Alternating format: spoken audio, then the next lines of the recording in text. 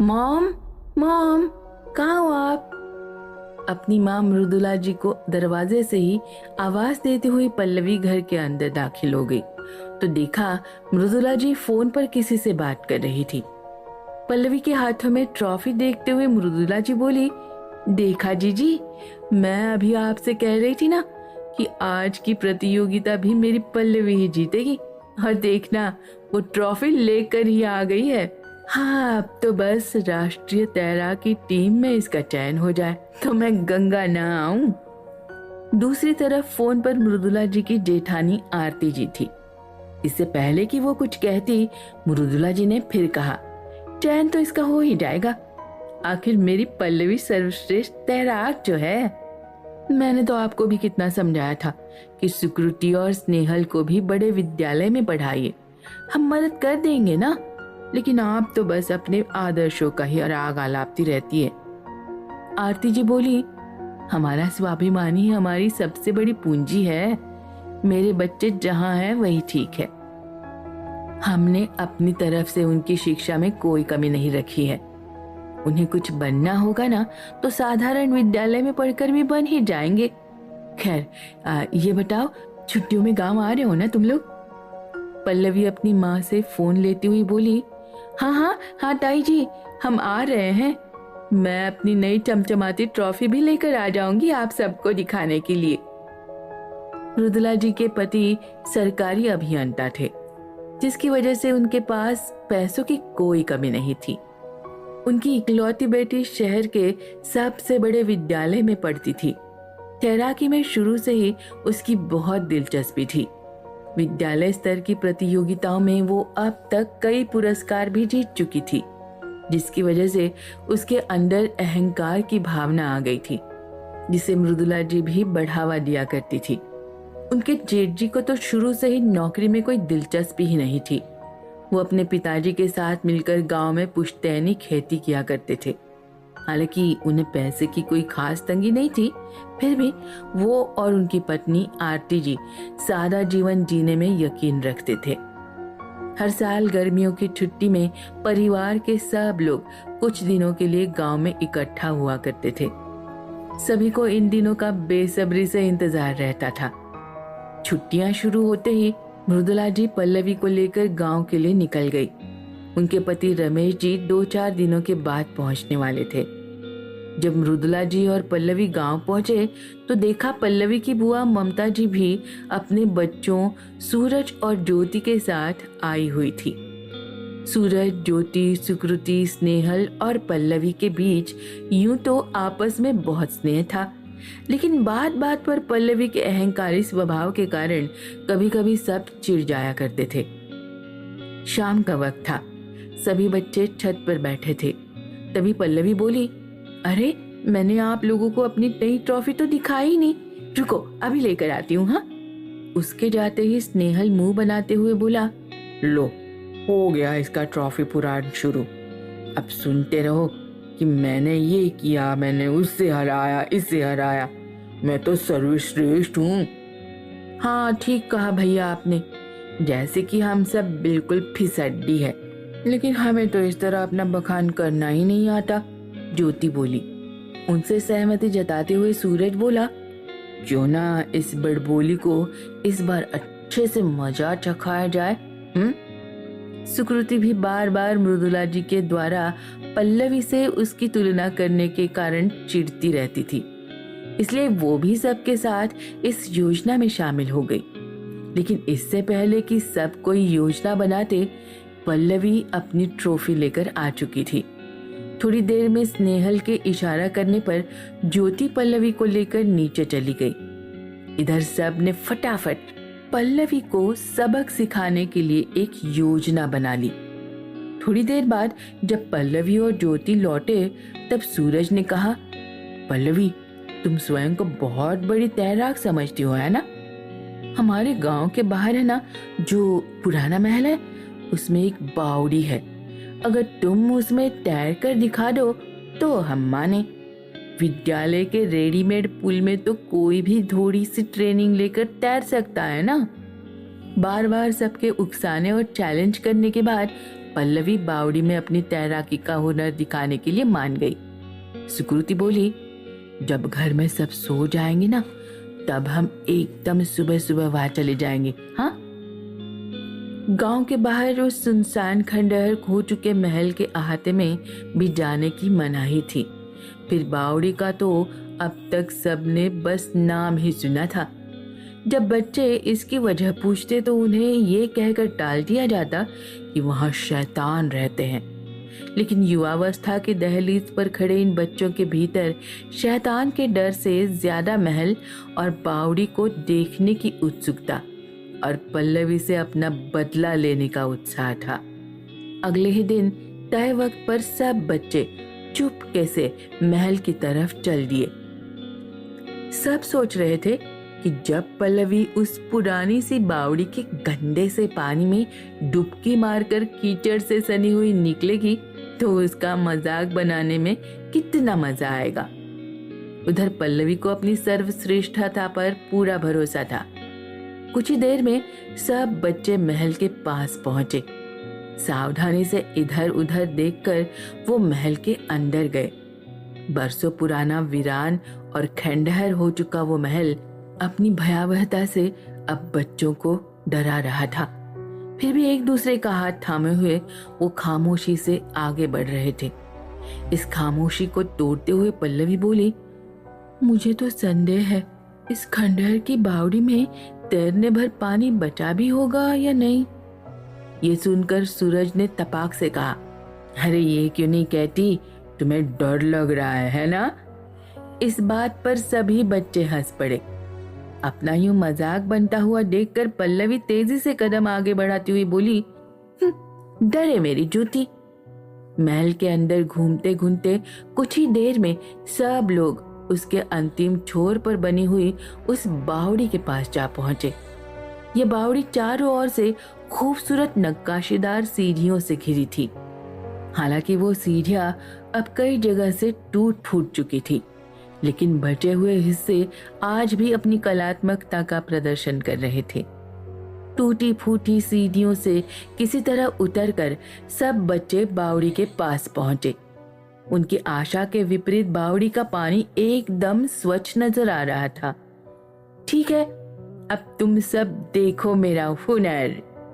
ऐसा कहकर पल्लवी वापस कुछ सीढ़ियों पर ऊपर चढ़ी और वहां से बावड़ी में छलांग लगा दी। उसने पानी में अपने हाथ पैर चलाना शुरू कर दिया, लेकिन उसे ऐसे लगने लगा जैसे वो अपना नियंत्रण खो रही है। घबराकर उसने बाहर आना चाहा, लेकिन जितना वो बाहर आने की कोशिश करती उतना ही वो अंदर डूब रही थी। देखते ही देखते वो बावड़ी के पानी में गायब हो गई। बाहर सीढ़ियों पर खड़े उसके भाई बहन, जो अब तक पल्लवी की दशा देखकर हंस रहे थे, अब घबरा गए। उन्हें कुछ भी समझ नहीं आ रहा था कि उन्हें अब क्या करना चाहिए और क्या नहीं। अचानक ज्योति जोर से चीख कर बोली, अरे देखो, बावड़ी का पानी लाल हो रहा है। अगर पल्लवी को कुछ हो गया तो हम क्या करेंगे? चलो जल्दी घर चलो, घर वालों को बुला कर लाते हैं, सुकृति ने कहा। स्नेहल ने घबरा कर कहा, अरे लेकिन घर वाले हमें कितना डांटेंगे पता है। अरे डांटने दो भैया, पर अभी पल्लवी को बचाना जरूरी भी तो है ना, आखिर वो हमारी बहन जो है, सूरज ने कहा। सबने घर की तरफ दौड़ लगाई। सुबह सुबह सब बच्चों को दौड़ते हाफते हुए देखकर घर वाले आश्चर्य में पड़ गए। जैसे ही सबने घर वालों को पल्लवी के डूबने की बात बताई, सारे घर में हड़कंप मच गया। मृदुला जी तो ये खबर सुनते ही बेहोश हो गई। आरती जी को उनके पास छोड़कर सब लोग महल की तरफ चल पड़े। रास्ते में सुकृति के पापा ने कहा, तुम लोग नहीं जानते तुम्हारी ये बेवकूफी हमें कितनी भारी पड़ेगी। वो बावड़ी बहुत गहरी खूनी बावड़ी है। जो भी आज तक उसमें गया जिंदा नहीं लौट पाया है, इसलिए महल में ही जाने की मनाही है, ताकि कोई गलती से बावड़ी की तरफ न चला जाए। खूनी बावड़ी के किस्से सुनकर सब बच्चों के हाथ पांव फूल गए। उन्हें अपनी करनी पर अब बहुत पछतावा हो रहा था। बावड़ी के पास पहुंचकर सबने देखा कि बावड़ी का पानी तेजी से खून में बदलता जा रहा था। उन्होंने पल्लवी को बहुत पुकारा, लेकिन बदले में कोई जवाब नहीं आया। किसी की हिम्मत ही नहीं हो रही थी कि बावड़ी के पानी में उतरे। अभी सब लोग सोच विचार कर ही रहे थे कि सुकृति बावड़ी में कूद गई। पानी में कूदते ही उसे ऐसे लगा जैसे कोई उसका पैर पकड़ के उसे नीचे खींच रहा हो। उसने मन ही मन अपने ईश्वर को याद किया और स्वयं को नीचे जाने दिया।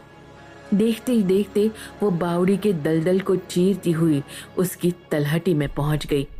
वहां का दृश्य देखकर सुकृति के हाथ पांव फूल गए। तलहटी में मानो एक पूरी दुनिया ही बसी हुई थी, खून की प्यासी चुड़ैलों वाली दुनिया। उन चुड़ैलों ने पल्लवी को एक खंबे से बांध कर रखा था और अपनी लपलपाती जीभ में लगी हुई सुइयां उसके शरीर में चुभ रही थी, जिसकी वजह से उसके पूरे शरीर से खून टपक रहा था। पल्लवी दर्द के मारे कराह रही थी, रो रही थी। वो जितना रोती थी चुड़ैलें उतना ही आनंदित होती थी। तभी पल्लवी की नजर सुकृति पर पड़ी। उसने किसी तरह हिम्मत जुटाकर मुझे बचाओ ऐसे चिल्लाया। सुकृति पर नजर पड़ते ही सभी चुड़ैलों की आंखें चमक गई। उनकी रानी खुश होते हुए बोली, वाह, आज हमारी किस्मत हम पर मेहरबान हो गई है। एक ही दिन में दो शिकार, मजा आ गया, मजा आ गया। ये सुनकर सुकृति बहुत डर गई और आंखें बंद करके अपनी दादी माँ को याद करने लगी। वो हमेशा से अपनी दादी माँ की लाडली रही थी। अपने सारे सुख दुख डर भय वो उन्हीं के साथ तो बांटती थी। सहसा सुकृति को याद आया कि दादी माँ बचपन में जब भूतों और चुड़ैलों की कहानियां सुनाती थी तब वो भी बताती थी कि बुरी शक्तियों को खत्म करने का कोई तरीका तो जरूर होता है। लेकिन इससे पहले कि सुकृति कुछ और सोच पाती, उसे भी पल्लवी की तरह खंबे से बांध दिया गया था। चुड़ैलों की रानी बोली, आज पहले शिकार का ही आनंद लिया जाए, इसे कल के लिए रखा जाए। दूसरी चुड़ैल बोली, हाँ सही कहा रानी जी, अभी तो इसके मृत होने में 24 घंटे बचे हैं। इससे पहले हम इसके खून का आनंद ले चुके होंगे। हाँ, सचमुच जिंदा इंसानों के खून का अलग ही आनंद आता है। हाँ, मुझे तो बस मृत इंसानों को देखकर ही कोफ्त होती है। रानी ने जवाब दिया। यह सुनकर सुकृति के मन में थोड़ी आशा जगी। उसने ध्यान से पल्लवी को देखा तो पाया जैसे जैसे पल्लवी के शरीर में सुइयां चुभ रही थी, वैसे वैसे उसके शरीर से खून निकलने के साथ साथ उसका शरीर नीला पड़ता जा रहा था। उसका आधा शरीर नीला हो चुका था। हे भगवान, इसे बचाने के लिए मेरे पास बहुत कम वक्त बचा है। अब मैं क्या करूं भगवान। सुकृति ने मन ही मन ईश्वर से प्रार्थना की। फिर कुछ सोचकर उसने चुड़ैलों की रानी से कहा, रानी जी, आप भी तो हमारे गांव की ही निवासी है ना, इस नाते ये लड़की आपकी भी मेहमान है। आप इसे छोड़ दीजिए ना, बदले में मेरा शिकार कर लीजिए। सुकृति की यह बात सुनकर रानी जोर से हंसी। उसकी हंसी इतनी भयानक थी कि सारी बावड़ी थर्रा उठी। ये देखकर बाहर बावड़ी के किनारे खड़े सारे घर वाले डर के मारे घबरा गए। पहले पल्लवी फिर सुकृति दोनों बावड़ी में समा चुकी थी, लेकिन उन्हें बचाने का कोई भी रास्ता सूझ ही नहीं रहा था। और अब ये तेज हलचल, सब बस भगवान से प्रार्थना किए जा रहे थे। अंदर बावड़ी में कुछ देर सुकृति की बात पर हंसने के बाद रानी बोली, मूर्ख लड़की, हमें भावनाओं में उलझाना चाहती है। हम किसी के सगे संबंधी नहीं है, समझी। ये बावड़ी हमारी दुनिया है। जो यहाँ आकर हमारे जीवन में खलन डालने की कोशिश करेगा, उसे ऐसी भयानक मौत मिलेगी। ये कहकर रानी फिर से अट्टहास करने लगी। इस बार उसकी हंसी में बाकी चुड़ैलों की हंसी भी शामिल थी। पल्लवी अब धीरे धीरे बेहोश होती जा रही थी। चुड़ैलों की डरावनी हंसी से सुकृति की भी हालत बहुत खराब हो गई थी। उसे कुछ भी सूझ ही नहीं रहा था कि आखिर वो करे तो क्या करे। तभी उसे ऐसे लगा जैसे कोई उसके तलवों में गुदगुदी कर रहा है। उसने चौंक कर देखा तो उसके पैरों के पास एक छोटी सी मछली थी। सुकृति को लगा जैसे वो मछली उससे कुछ कहना चाहती है। सुकृति की दादी माँ को जानवरों की भाषा समझने की विद्या आती थी। सुकृति को शुरू से ही जानवरों से बहुत डर लगता था, इसलिए उसकी इस विद्या में भी कोई दिलचस्पी नहीं थी। फिर भी उसकी दादी माँ ने जबरदस्ती ये कहकर उसे ये विद्या सिखा दी थी कि कोई नहीं जानता जीवन में कब किस चीज की जरूरत पड़ जाए। सुकृति ने मन ही मन दादी माँ के सिखाए हुए मंत्र का जाप किया ताकि वो मछली की बात समझ सके। जैसे ही मंत्र पूरा हुआ, सुकृति के कानों में मछली की आवाज आई, सुनो, मैं तुम्हारी मदद करना चाहती हूँ, मेरी बात ध्यान से सुनो। सुकृति ने देखा अभी सारी चुड़ैलों का ध्यान पल्लवी की तरफ ही था, इसलिए उसने मछली की ही भाषा में उसे जवाब दिया, तुम कौन हो और मेरी मदद क्यों करोगी? ये चुड़ैलें हम मछलियों का भी बड़ी बेरहमी से शिकार करती है। हम सब गांव के तालाब में रहते हैं। कल रात जब मैं अपनी सहेलियों के साथ पानी की सतह पर सांस लेने आई, तब हमारी गंध महसूस करके इन चुड़ैलों ने अपनी शक्ति से हमें यहाँ खींच लिया। अपनी सहेलियों में बस अब मैं ही बची हूँ, इसलिए मैं चाहती हूँ कि तुम मेरी मदद करो और मैं तुम्हारी, ताकि हम सब की जान बच सके। मछली ने जवाब दिया। मछली की बात सुनकर सुकृति को थोड़ी हिम्मत मिली। उसने कहा, लेकिन तुम मेरी मदद करोगी कैसे? ये चुड़ैलें तो बहुत खतरनाक है। मछली ने कहा, मैं इन चुड़ैलों को खत्म करने का राज जान गई हूँ, लेकिन ये थोड़ा मुश्किल होगा। नहीं, मुझे जल्दी बताओ राज, इससे पहले कि मेरी बहन का सारा खून बह जाए। देखो, मैं कोई भी मुश्किल उठाने के लिए तैयार हूँ, सुकृति ने भावुक होते हुए कहा। मछली ने चुड़ैलों की रानी की तरफ इशारा करते हुए कहा, इसके बालों में जो फूल लगा है ना, उसी में इन सब की शक्ति है। तुम्हें इस फूल को निकाल कर मसलना होगा। अगर तुम ऐसा कर पाई तो ये सब खत्म हो जाएगी। सुकृति ने रानी के बालों में लगे उस फूल की तरफ देखा। वो खूनी रंग का बड़ा अजीब सा फूल था। पलक झपकते ही वो कली बन जाता और पलक झपकते ही फूल बन जाता। मछली फिर बोली, जब ये फूल के आकार में रहे तभी इसे मसलना होगा। सुकृति उसकी बात सुनकर कुछ सोचने लगी। सहसा उसके होठों पर मुस्कुराहट आई।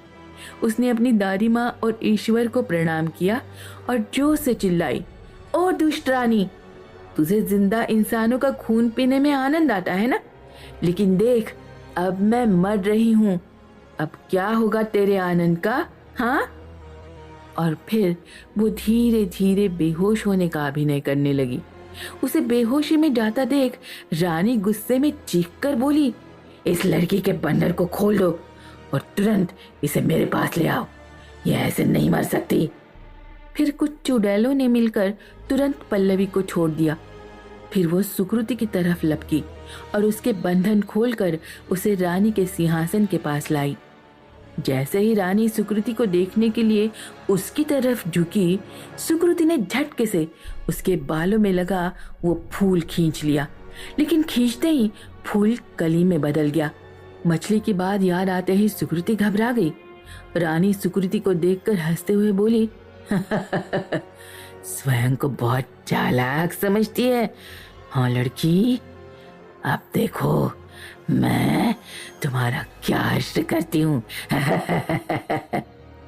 ऐसा कहकर रानी ने अपनी जीभ में लगी खतरनाक सुई सुकृति की बाह में धंसा दी। दर्द के मारे सुकृति की चीख निकल गई, लेकिन फूल अब भी उसकी मुट्ठी में ही था। तभी उसकी नजर फिर से मछली पर पड़ी।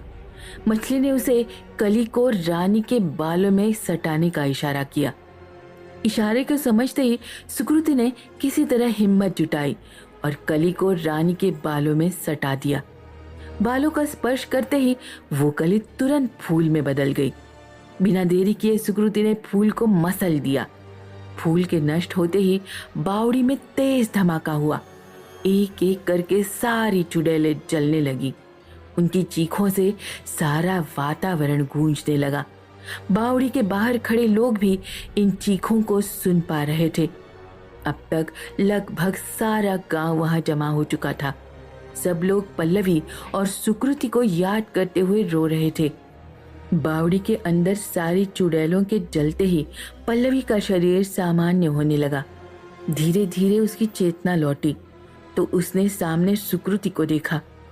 चुड़ैलों के खात्मे के साथ ही उनकी बसाई हुई वो जगह भी खत्म होने लगी और बावड़ी अपने सामान्य रूप में आ गई। बावड़ी के पानी का खूनी रंग भी अब गायब हो चुका था।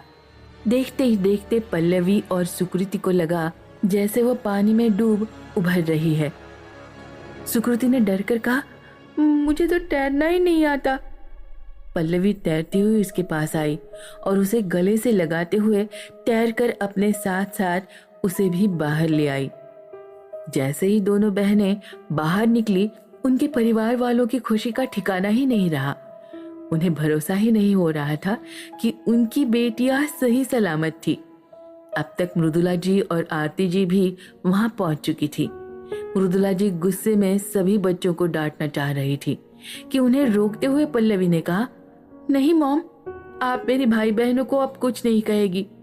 उन्होंने जो भी किया मेरे अहंकार भरे व्यवहार से परेशान होकर किया और अनजाने में ही किया ना। इन्हें क्या पता था कि ये बावड़ी खूनी है। आज अगर मैं जिंदा हूँ तो सिर्फ सुकृति की वजह से ही हूँ, जिसने मेरे लिए अपनी जान की परवाह नहीं की और तैरना ना जानने के बावजूद भी मेरे लिए बावड़ी में कूद गई। और ये लोग भी तो बिना डांट की परवाह किए आप लोगों के पास सच बताने के लिए पहुंचे थे ना। पल्लवी की ये बात सुनकर मृदुला जी को भी अपनी गलतियों का एहसास हुआ। उन्होंने सुकृति और सभी बच्चों को गले से लगा लिया और सबसे माफी मांगती हुई बोली, आज मुझे एहसास हो रहा है कि असली संपत्ति तो हमारा परिवार है, इसमें बसा प्यार है और सभी बच्चे अपनी अपनी जगह खास है। आप सब मुझे माफ कर दीजिएगा। मृदुला जी की बात सुनकर सभी मुस्कुरा पड़े। रमेश जी जो अभी अभी गांव पहुंचे थे, वो भी बावड़ी के पास आ पहुंचे। मृदुला जी की बात सुनकर सहसा वे बोले, चलो एक बात अच्छी हुई, स्वयं खत्म होते होते ये खूनी बावड़ी खून के रिश्तों को मजबूत बना गई। सब लोग उनकी बात पर हंस पड़े। घर की तरफ बढ़ते हुए सुकृति की नजर बावड़ी की सतह पर तैरती हुई मछली पर पड़ी। मछली जैसे उससे कह रही थी, मुझे भी ले चलो, रास्ते में मेरे तालाब में डाल देना। सुकृति ने सबकी नजर बचाकर मछली को आहिस्ते से उठा लिया और तालाब के पास से गुजरते हुए उसे पानी में छोड़ दिया। उसने मछली की भाषा में उसे धन्यवाद कहा और मुस्कुरा दी। घर पहुंचते ही सुकृति सबसे पहले अपनी दादी माँ की तस्वीर के पास गई और हाथ जोड़कर बोली, दादी माँ, आप ठीक कहती थी, जीवन में जब जो सीखने का अवसर मिल जाए उसे सीख लेना चाहिए। क्या पता कब कौन सा हुनर काम आ जाए।